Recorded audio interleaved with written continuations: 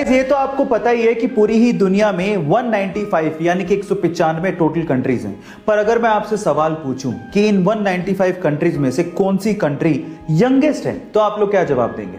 By the way, youngest country से मेरा मतलब यंगेस्ट पॉपुलेशन से बिल्कुल नहीं है, बल्कि ऐसी कंट्री जो भी रिसेंटली ही बनी है, इसका जवाब आपको देना है। चलिए इसका जवाब मैं आपको देता हूं। उस कंट्री का नाम है साउथ सूडान, जिसे कि सन 2011 में, जी हां, सन 2011 में सूडान से फ्रीडम मिली थी। यानी कि सन 2011 में साउथ सूडान कंट्रीज की लिस्ट में शुमार हुआ था। है ना ये इंटरेस्टिंग फैक्ट? गाइस, तीखी होने के बावजूद भी इस दुनिया में कई लोगों को मिर्ची खाना बड़ा अच्छा लगता है, लेकिन थोड़ा संभल के गाइस, क्योंकि इस दुनिया में एक मिर्ची ऐसी है जिसे खाने के बाद आप लोग सीधे ऊपर पहुंच जाओगे। हाँ गाइस, ये मिर्ची इतनी ज्यादा डेंजरस है। इस मिर्ची का नाम है ड्रैगन ब्रीथ चिली पेपर, जो कि इतनी ज्यादा डेंजरस है जिसे खाने के बाद आपको लगातार शॉक लगते हैं और उसके बाद आपकी मृत्यु हो जाती है। पर सवाल यह है कि इतनी डेंजरस मिर्ची को आखिर बनाया क्यों गया? तो उसका आंसर यह है कि इसे मेडिकल ट्रीटमेंट में इस्तेमाल किया जाता है एज एन एनेस्थेटिक ड्रग, जिससे आपकी स्किन को सुन्न करके ऑपरेशन किए जाते हैं। है ना इंटरेस्टिंग फैक्ट? कोका कोला एक ऐसी ड्रिंक जो पूरी दुनिया में बहुत ज्यादा फेमस है।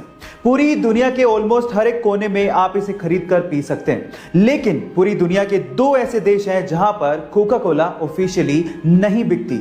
पर सवाल यह है कि वो कौन से देश हैं?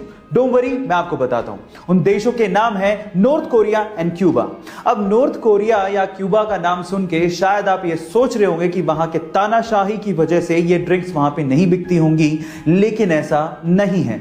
यूएस ने खुद ने ही इन दोनों देशों पे ट्रेडिंग के प्रतिबंध लगा रखे हैं। हालांकि अनऑफिशियली ये देश मैक्सिको और चाइना से, जो कि इनके नेबरिंग देश है, वहां से एक्सपोर्ट करके कोका कोला को मंगवाते हैं। यानी कि महंगे दामों में आप वहां पे कोका कोला का सिप का मजा अनऑफिशियली ले सकते हैं, लेकिन ऑफिशियली नहीं। गाइस, कंपनीज में सिलेक्शन किस बिहाफ पे होता है? क्या आपने कभी सोचा? मतलब ऐसी कौन सी क्वालिटी है जो आप में हो जिससे आपका जॉब इंटरव्यू में सिलेक्शन हो जाए? चलिए मैं आपको बताता हूं। रीसेंट स्टडी से यह पता लगा है कि कंपनीज के एचआर आपकी इंटेलिजेंस से ज्यादा आपकी रिलायबिलिटी पे फोकस करते हैं। मतलब आपके दिमाग चलाओ एटीट्यूड से ज्यादा आप कितने टिकाऊ हो इस चीज पे ध्यान देते हैं। आप ट्रस्टवर्दी हो कि नहीं, आप जॉब पे टिकोगे कि नहीं, ये उनके लिए ज्यादा मायने रखता है। गाइस, आप लोगों ने स्कैम 1992 का ये डायलॉग तो सुना होगा, the most expensive thing in the world is trust and cheap people can't afford it. So guys, अपने इंटरव्यूअर को ये यकीन दिलाइए कि आप रिलायबल हैं। गाइस, जब भी अर्थ शेक करती है यानी कि धरती हिलती है तो उसे अर्थक्वेक कहा जाता है। आपको तो ये बात पता ही होगी। और हमारे साइंटिस्ट लोगों ने हमारी अर्थ पे बहुत जगह पे अर्थक्वेक्स को रिकॉर्ड भी किया है। आपने भी कभी ना कभी इसे महसूस किया होगा। लेकिन सवाल यह है कि अगर हमारी अर्थ प्लेनेट को छोड़ दें तो इसके अलावा अगर किसी और प्लेनेट पे ऐसे ही वाइब्रेशंस महसूस किए जाएं तो क्या उसे भी अर्थक्वेक ही कहेंगे? नहीं। आपकी जानकारी के लिए मैं आपको बता दूं कि नासा ने पहली बार, इतिहास में पहली बार 6 अप्रैल 2019 को ऐसे ही वाइब्रेशंस मार्स के सरफेस पे रिकॉर्ड किए थे, जिसे मार्स क्विक का नाम दिया गया था। है ना अमेजिंग फैक्ट? आप लोगों ने हेवेल्स कंपनी का नाम तो जरूर सुना होगा। मे बी आप में से बहुत सारे लोग हेवेल्स कंपनी के इलेक्ट्रिकल अप्लायंसेस यूज भी करते होंगे।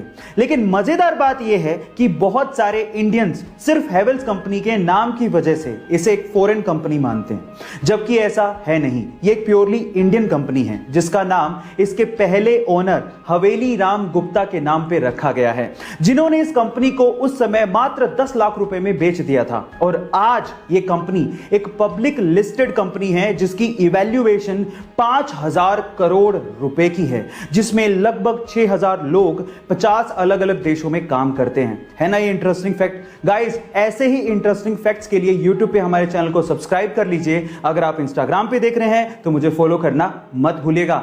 मिलते हैं अगली वीडियो में।